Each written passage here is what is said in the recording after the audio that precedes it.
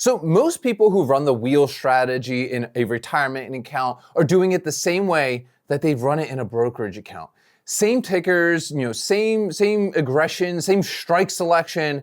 And in my opinion, that's a problem because a retirement account has a completely different set of constraints than a regular account does. And ignoring those constraints, in my opinion, creates a category of risk that can genuinely damage your long-term outcomes, right? Listen, in my opinion, the goal in a retirement account isn't to maximize premium, all right? It ain't.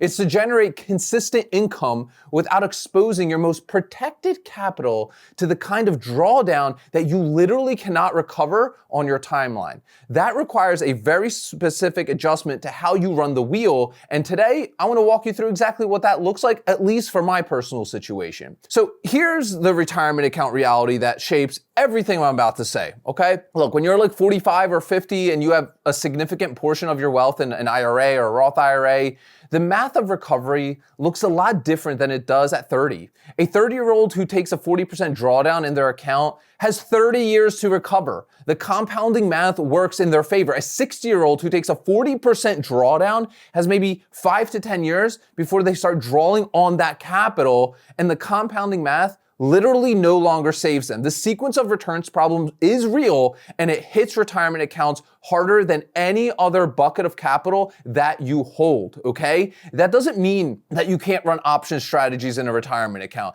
It just means that the strategy, it needs to be calibrated for capital preservation first and premium generation second. The two cannot be mutually exclusive, but they do require deliberate trade-offs in how you approach every single position. Look, the other practical constraint, a Roth IRA specifically has contribution limits, right? You're not depositing $50,000 to replace a bad year. Look, you're adding 7 or 8 grand annually. A major loss in that account is years of contributions gone. That concentrates the stakes in a way that a large taxable account, let's just be honest, it doesn't face.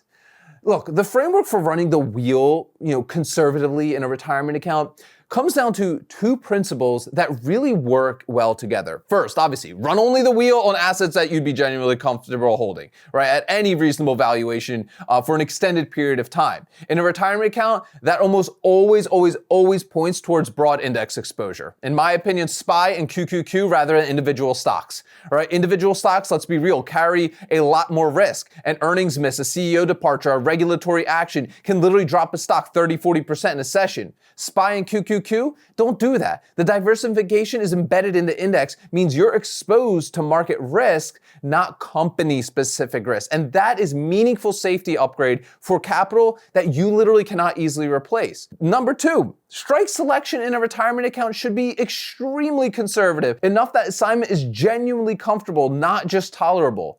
The puts you sell should be far enough out of the money that if you are assigned, you're buying the index at a price that you'd consider a real discount, not just a modest pullback, okay? Right? Your cost basis after assignment should be something that you'd be literally confident saying, I am glad I own SPY at this price rather than I hope this recovers quickly, okay? Those 2 principles together define the conservative wheel strategy. Quality index exposure, deep enough strikes that assignment is actually welcome. Now let's talk about, for me, why SPY and QQQ. Obviously, SPY gives you the S&P 500 large cap US businesses diversified across every major sector. It's the most liquid options market in the entire world, right? Bid-ask spreads are very tight, open interest is deep across literally every expiration and every strike you can imagine. You're not fighting, illiquidity when you need to enter or exit the position. QQQ gives you the NASDAQ 100. A heavier tech, obviously, and growth weighting, way higher implied volatility in SPY. Therefore, I like those richer premiums for equivalent strike distances, right? Obviously, that higher volatility is the trade-off, though. You collect more premium, but the underlying moves more in both directions. In a retirement account, that means QQQ positions require slightly more conservative strikes than SPY positions for the same exact risk profile. Neither of these positions will go to zero, in my opinion. Neither will be delisted, acquired, or hit with an accounting scandal. They'll literally draw down in a broad market sell-off, sometimes significantly, but the recovery is usually embedded in the structure. You're not waiting for a management team to turn around a struggling business, right? You're literally waiting for the US economy to function, which has a longer track record of happening than almost anything else in finance. Now, let's talk about strike selection a bit more, right? Here's where the retirement account adjustment is most specific, okay? At least for me. In a standard wheel strategy account, you might sell puts 5 to 8% out of the money and accept assignment as normal course of business. And then you grind out your covered calls to recover. And that's a reasonable approach with capital that you can afford to tie up and manage actively. But in a retirement account, I'd push that way further out. 10, 15, 20% below current price as a starting point for strike selection. At that distance, you're selling the market's uncertainty about a genuine correction, right? Not just the day-to-day noise. The premium is lower, of course, than an aggressive near the money put, but what you're buying with that reduced premium is a meaningful protection against assignment being an actual problem for you. At 10 to 20% below current price on SPY or QQQ, if you're assigned, you own a broad index ETF at a level that represents a real correction. That's a price where most long-term investors would actively want to be buying, not necessarily dreading. When your assignment price is something that you'd be excited about rather than stressed by, the psychological component of the retirement account equation, in my opinion, it's solved. Okay? Now let's talk about covered call phase, right? Because assignment does happen or you may have accumulated. If you are assigned, which happens in a meaningful market corrections, of course, right? The covered call phase in a retirement account follows naturally and actually becomes, honestly, in my opinion, the best income environment available. You own SPY or QQQ 10 to 50% below what it's trading at. Implied volatility has almost certainly spiked during the correction that caused, obviously, your assignment. Spiked implied volatility means richer covered call premiums. You're now selling calls on a broad index ETF that you bought at a discount in a high volatility environment that's paying you well for the upside that you're actually capping.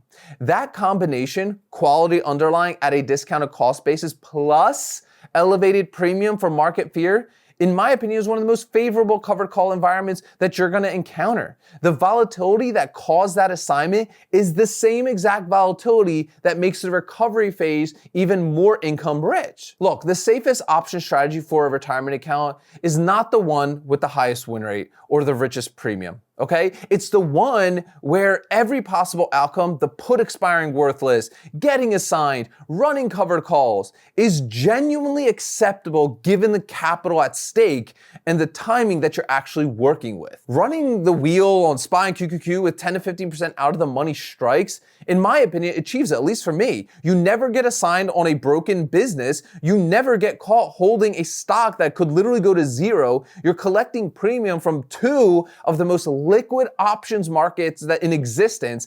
And if you're assigned, it's at a price that represents a meaningful market correction and historically a strong long-term entry point, okay? So look, the premium you sacrifice by going deep out of the money is the cost of running this strategy in an account that you can't afford to impair. That's not a bad trade. That's an appropriate calibration for the stakes at hand. So I got some questions for you guys in the comments as always, right? So number one, are you currently running options in a retirement account? And how are you thinking about the risk calibration compared to, let's say, your other taxable brokerage accounts? And number two, do you run the same strategy in your IRA as you do in your brokerage account, or have you made specific adjustments for your retirement accounts? Drop those comments down below. And if you want to see the full framework, how I select strikes, how I size positions, and manage the covered call phases across different account types, the Ark Options Workshop walks you through this complete system for free, a scalable option strategy built for busy people, not full-time traders. You will find that link as the first one in the description of today's video.